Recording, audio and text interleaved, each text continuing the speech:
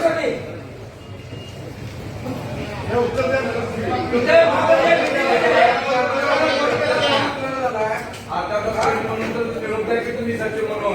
कसली पद्धत पडायला आणि तू महापालिका लोक आचरण करायचं तुम्ही कुठे आचरण केलंय तुमचं सस्पेन्शन आहे आता संपली हे असले नाही कपूर करायचं आलं नाही इथे काय काम करणार माणसं काय काय तुम्ही बसलोय मी